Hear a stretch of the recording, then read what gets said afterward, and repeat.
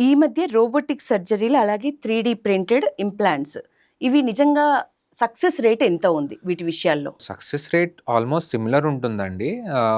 If trained సర్జన్‌తో పోల్చుకుంటే హ్మ్. Trained surgeon చేసిన without this instruments and like 3D reconstruction and robotic use చేసినా కూడా ఆయన సక్సెస్ రేట్ అంతే ఉంటుంది. వితౌట్ దట్ ఆల్సో ఆయన రోగులు సక్సెస్ రేట్. నమ్ముతున్నారా సార్? అంటే నిజంగా సో ఇందులో మనకున్న అడ్వాంటేజ్ ఏంటంటే దాన్ని కరెక్ట్‌గా యుటిలైజ్ చేసుకోవడం. ఓకే. 3D రీకన్‌స్ట్రక్షన్ అనేది ఎక్కువ మనము ఆర్థోపెడిక్‌లో, ఆంకాలజీలో చూస్తూ ఉంటాము. బోన్ ట్యూమర్స్‌లో. అవును. సో బోన్ ట్యూమర్స్ వచ్చినప్పుడు common treatment is bone resection. Okay. ఎక్కడైతే బోన్ ట్యూమర్ ఉందో దాన్ని మనము అక్కడికి కట్ చేసి తీసేసి we are replacing it with an implant which will do the job.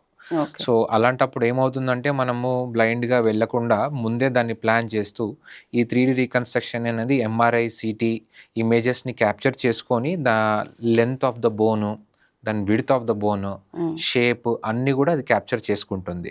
So it will also allow us in moulding. ఇప్పుడు implants mould చేయాలనుకుంటే ఆ షేప్‌లో కరెక్ట్ షేప్‌లో మోల్డ్ చేయడానికి కూడా అది హెల్ప్ అవుతుంది. సేమ్ సైజు అది తయారు చేస్తుంది okay. 3D printer use okay. చేస్తే.